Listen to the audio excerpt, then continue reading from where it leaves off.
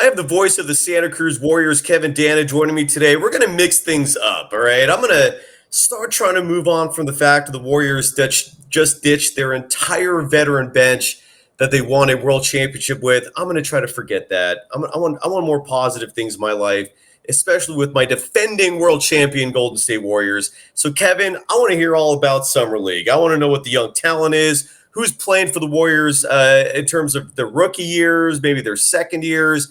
We just had an event I have no clue about called the California Classic. You're going to break that down because you were the voice of that event, and I did watch those games. Bravo, sir. That's what's coming up next here. This is Locked On Warriors. You are Locked On Warriors, your daily Golden State Warriors podcast. Part of the Locked On Podcast Network, your team every day.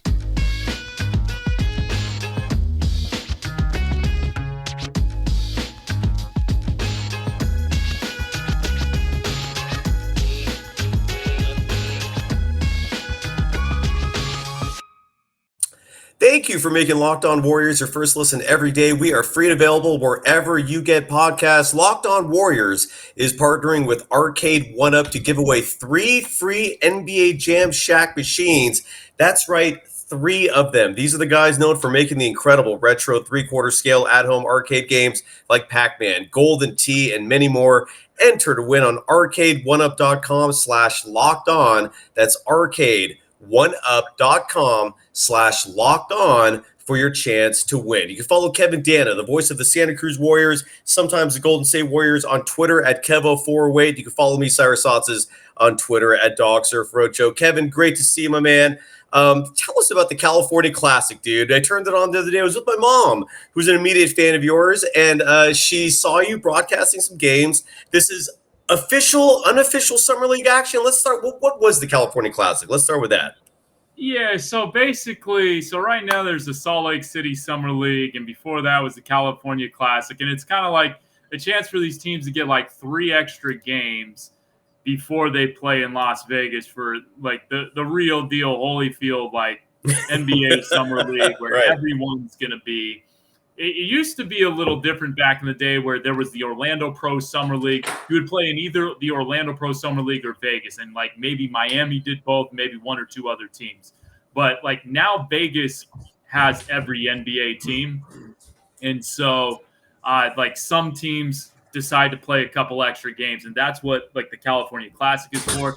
And some teams use it as an opportunity to take a look at some extra guys. So like Golden State had a couple of guys that were only there to play in the California Classic, and then they would move on to another Summer League team once they got to Vegas. I know the Miami Heat had a couple of guys that were only going to be playing in Vegas. They didn't play in the California Classic. So it's an opportunity to take a look at some more guys and also get some extra reps. And also, you know, give your coaching staff more reps. Like Seth Cooper was the head coach for the California Classic. Jama Malalela is going to be the head coach for Vegas Summer League. So you give 2 different guys on your staff more head coaching experience. Both of them have been G League head coaches, so they've done it before, but just another opportunity for them. Interesting. All right. So it's just more chances for the team to play, and especially younger players who might not otherwise get that opportunity. Who are some of the big names that we expect to see in the Summer League that we're playing in the California Classic, and first impressions of them? Yeah, so, I mean, from the Golden State perspective, I mean, Guy Santos blew everyone away in that first game. He had like 23 points and 6 rebounds, like really could create his own shot at any moment.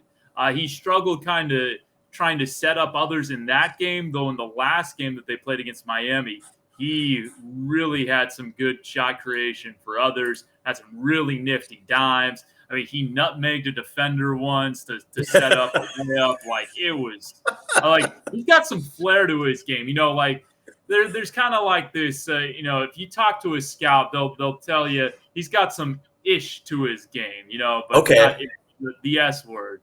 Like that's one of the first things you think about. Some doo-doo, some poop. Yeah, Okay. Santos has some ish to his game, and so that was really impressive to me. You know, for a Golden State perspective, like if they had their top line guys who were on their Summer League roster playing all those games, they'd be murdering people. Like if James Wiseman, Jonathan Kuminga, Moses Moody, Quinndary Weatherspoon, Patrick Baldwin Jr., and Ryan Rollins were all available for every game, like they'd be a contender for the Summer League championship in Vegas, right up there with I'm watching the Oklahoma City Thunder right now. But like none of those guys have played in every game. Moody's played in a couple. Weatherspoon played in one or two. Wiseman hasn't played yet, hopefully in Vegas for him. Baldwin hasn't played. Rollins is out for Summer League. And so, like, yeah, you're not seeing, like, the full-strength Summer League squad here, if you will. But your full squad, as they used to say back in the early, Warriors days of the early kind of Curry era back in 2015 or whatever. But yeah, so from Golden State, that's who was impressive. From the LA Lakers who were there, I love this guy, Javonte McCoy. I think he's going to be a real killer for the South Bay Lakers. Mac McClung was great. There was a picture of him taken today in a Golden State Warriors Summer League uniform. So it's being reported. It's not official yet that I think he might be on Golden State Summer League roster, which would be awesome. Because this guy is like a mixtape legend from high school. He played in a couple NBA games last year, murdered Santa Cruz, who was responsible for a couple of Santa Cruz Warriors losses this year when he was with the South Bay Lakers. I love that. From the Miami Heat, Nikola Jovic, who was their first-round pick, looked really good. In the last game, kind of got off to a slow start, but he had 25 and 9 yesterday. The funny thing, he comes from overseas in Serbia, and he knocked the ball off the rim. We talked to him after the game. Didn't realize that was illegal in the NBA. I'd love to see that legal in the NBA. I'd love the live ball FIBA rule once it hits the rim. But I mean, he's like a 6'10", 6'11" big with perimeter skills. Kind of a laser on his shot arc, but it goes in. He showed a Dirk Nowitzki fadeaway, which was really nice. And then for Sacramento, Keon Ellis was good, but Keegan Murray was the guy I was trying to say, the number 4 overall pick. Right. I know Sacramento Kings fans really wanted Jaden Ivey, but Keegan Murray's a better fit just because you have Davion Mitchell and De'Aaron Fox there. I think people are really underrating De'Aaron Fox. Like, he's really, really good. They are. You're right, man. Yeah, I just it felt like people valued Halliburton more than De'Aaron Fox. They did. And when they made that trade for Sabonis, and they're like, oh, but you can't trade away Tyrese Halliburton. I like Tyrese Halliburton, but sure you can when you can get an all-star and you keep De'Aaron Fox. Right. I think the money was a part of it too, just because Fox does have that big contract. But maybe that's why that's probably a reason why his trade value diminished in the process. Dude, I got some questions for you in terms of names though, because there's a lot of them, and you know them better than anyone. I feel like you're certainly up in that upper 1%, that top 1% percentile in terms of knowledge. Let's talk about these Santos. You mentioned a moment ago he played in Brazil. Do you think the departure of Leandro Barbosa is going to impact him in any regard? Because I feel like that was part of the connection. And then, literally, a week later, Leandro joins Mike Brown in Sacramento. Will that make an impact, and give us your first reaction to Santos and whether or not you think he could be a player for the Golden State Warriors someday? Yeah, I mean, it was kind of funny. He joked about it after the first game when it got reported. He's like, hey, man, I get here and now you decide to leave. Because they were teammates for Minas in Brazil, the NBB. That's their professional league. So they really do have a really nice connection there. And but I mean, I think I don't know what those talks were like, but my guess is that there was at least some preliminary discussion between Mike Brown and Leandro Barbosa before they drafted him. If it's going to be announced, if the news breaks, July 2nd or 3rd, whenever it was, that Leandro is going to the Sacramento Kings, and the draft is June 23rd or whenever it was, right, that would be a quick window for there to have been zero talking between the two. So I mean, I don't know what those discussions are like, but my guess is that there had to be some sort of inkling that Leandro could potentially be getting a promotion somewhere else. Right. So I don't think it affects Gee's relay. I mean, I don't think it necessarily will have a huge effect potentially. Like, Leandro Barbosa isn't the sole decision maker in those draft rooms. Right. You can give him a good review, but he's not making the final decision on that. So I do think like Guy's going to need some seasoning. There's no doubt about it. He turned it over, I want to say, more than 4 times per game in the first 3. But everyone turns it over in Summer League. And usually people shoot really bad in Summer League and get some ugly kind of box scores. That's just the Summer League play. It is what it is. But I do think, like, hey, in a couple of years, I think this guy has a chance to be like a two-way, a back-end roster guy. And by then he's 22 years old and he's still got oodles of room for improvement. I mean, I don't know what they're going to do with him. Discussions of, does he get stashed overseas? I would love him in Santa Cruz. Where he's going to be this year, that's all to be determined. But I see why the Warriors drafted him 55th overall. That's for sure. Absolutely. And he had you mentioned the turnovers. He had 6 in his last game, but he did also put in 23 points, added 6 rebounds. He just turned 20 years old. Not his 3-point shooting remains questionable, but again, there is reason to be excited in the distant future, not immediately. Real quick, I want to give some love to Arcade 1UP, a relatively new longtime sponsor, if that makes sense, of Locked On Warriors. They're bringing back that amazing game that many of us used to play as kids, NBA Jam. If you hear the phrase "boom shakalaka," Kevin Calabro's signature trademark from that game, you should be excited to know that NBA Jam is coming back thanks to Arcade 1UP.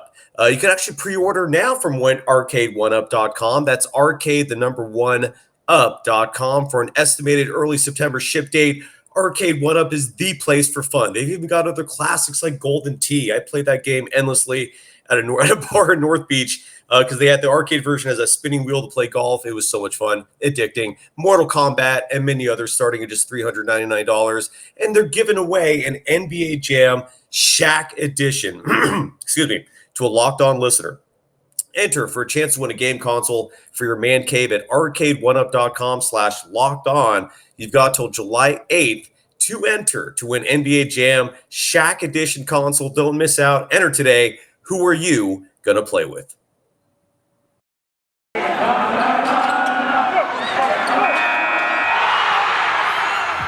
are Locked On Warriors, your daily Golden State Warriors podcast. Part of the Locked On Podcast Network, your team every day. Thank you for making Locked On Warriors your first listen every day. For your second listen, get up to date on the latest news and rumors in the NBA in just 30 minutes every day with Locked On NBA. Locked On NBA, your daily NBA update in just 30 minutes. You can follow the voice of the Santa Cruz Warriors, Kevin Danna, on Twitter at Kevo408. Do you know what happened with Ryan Rollins? Like, he gets drafted. The Warriors give up $2 million in cash, move up 7 spots in the second round to pick him up, I believe, number 44. And then they discover after the fact during his physical that he has a stress fracture in his foot. Do you have any additional details on that, or are you just as in the dark as I am? No, I don't have any additional details on that.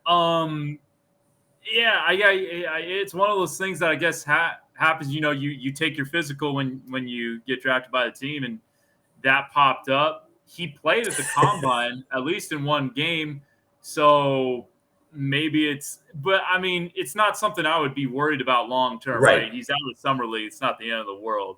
But yeah, no, it wasn't something I certainly expected or whatever. Like, I saw him. I did the draft press conference. And, I didn't notice a limp. How dare you, Kevin? How dare you? You just went to your phone. You forgot to turn it off. Shame on you. I'm kidding, brother. What happened is I am low on battery, and I thought I had a lot more juice. I'm kidding, man. On my laptop, but all good. Go ahead, so, yeah, I didn't notice a limp from him or anything like that when I saw him at the draft press conference. I wasn't staring at his foot or whatever. I wasn't judging the gaits of these players necessarily, but there wasn't any like noticeable limp that I saw. He wasn't in a boot or anything like that. And I don't know the severity of it, but it's not something I would be worried about super long term, especially for a guy who, like, if you're thinking about the top 10 of the roster next year, he figures to be more kind of a guy who's going to get seasoned in Santa Cruz or back end rotation minutes. Like Moody and Kuminga, they had a lot of time in Santa Cruz before they became a part of the rotation. So, Right. it's not something I'm super concerned with until it actually becomes a problem. But like for a guy to miss summer league, that doesn't constitute a problem for me. His length is really intriguing. I'm hoping to get him on this show soon. And yeah, I could understand the cautious optimism about Ryan Rollins, right? Do you agree with that? I mean, the potential is there. Do you see it as well? Yeah, I mean, I've watched one of his combine games. I can't say I watched one of his Toledo games, but you mentioned his length. I mean, he's 6'4" with a 6'10" wingspan. So yeah, Right. anytime you get a +6 wingspan, and he was a big time scorer, at Toledo, his first team all conference there. He's the MAC freshman of the year, his first year there. And he's quick. Like at the combine, he was tied for first in the 3-quarter sprint at 3.07 seconds. That was him and Max Christie and one other guy. I think there were three who tied for first. Max Christie went 35th overall to the Lakers. He's active, high steal and rebound rates, and a nearly 2-to-1 assist to turnover ratio. So all that stuff tracks pretty well for Ryan Rollins. There you go. And it remains to be seen once he recovers from that stress fracture. I just feel like if you have any fracture in your foot, you'd feel it. You know what I'm saying? Like, and he's just walking around like just daily life, man. Like acting like there's no problem. Maybe that's just a pro athlete strength in him. I don't know. I will say, just to that point, since you brought it up. Now, I'm no athlete. I was a manager in college, and I walked around with a broken foot for 9 days without realizing it was broken. Well, there you go. Yeah, I've never done that. So I guess it could happen. There you go. Yeah. And I imagine Ryan Rollins' threshold for pain is like a lot greater than mine. Exactly. Yeah. I mean, there you go. Everyone's different. I was just wondering if that actually could be a real thing, but you just answered my question. Thank you. Yeah. What is in your opinion, Justinian Jessup? He was a second-round draft pick for the Golden State Warriors back in 2020. We're now in 2022. At what point do we move on from him? I mean, are we still a year or two away? Does this summer league, answer a lot of questions about him? Yeah, what's the future hold in your opinion for Justinian Jessup? Yeah, so Justinian Jessup, kind of give the long view on this. He came out on fire his first year with Illawarra. He was teammates with LaMelo Ball in the NBL, and then he really slowed down. Like I read some from one of his coaches there said once the scouting report was kind of dedicated to him, he really started to struggle. But his numbers improved this year in his second year. And his first summer league, like the first 2 or 3 games, I'm like, I don't know. Like he really struggled to get used to the speed of, I mean, it's not the NBA game, but like the NBA umbrella pro game, if you will. Like he really seemed to struggle. The next his last 3 or 4 games of summer league, he was really good last year. Like he really turned a corner. He was making his shots. He ended up shooting a pretty good percentage. Let me just kind of referring to what did he end up last? Yeah, he ended up shooting like 35 from 3, and that was like a really rough start to summer league. So he really bumped it up over the course of his 7 games. But put together a really solid season with Illawarra.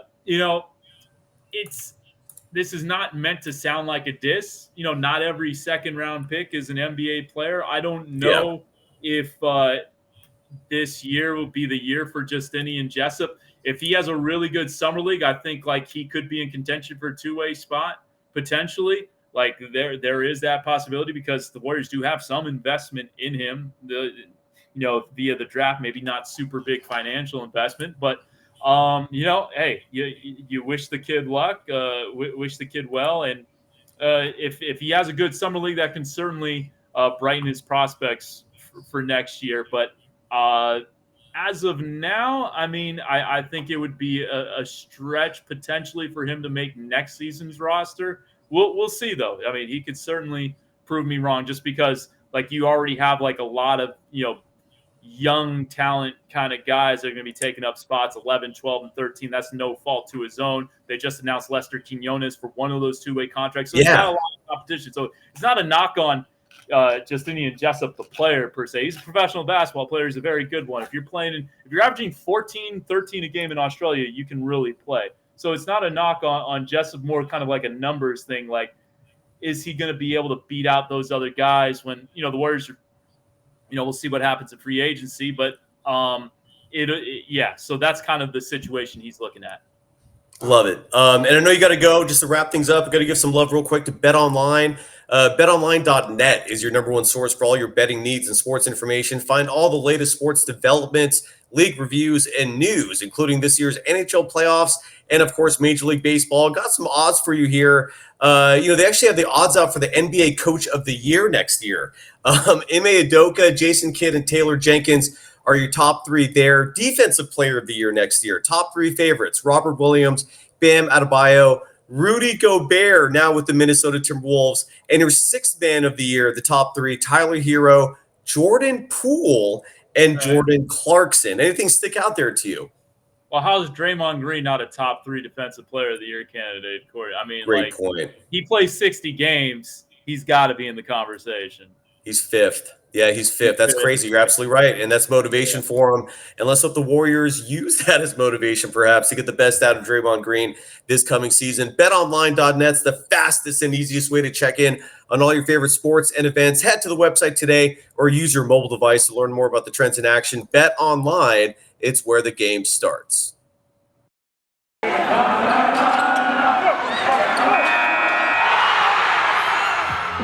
Locked On Warriors, your daily Golden State Warriors podcast.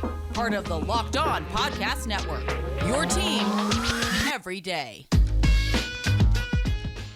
Thank you for making Locked On Warriors your first listen every day. We're free and available wherever you get podcasts. You can follow Kevin Danna on Twitter at Kevo408. You got to run, but I'm sure we're going to be doing a lot of shows this summer covering Summer League players. The last thing I want to ask you for this relatively short show today is the Warriors' two-way slots. You mentioned just a moment ago that one of the two is going to be given to Lester Quinones. Is that how you pronounce his name, by the way? Did I get that right?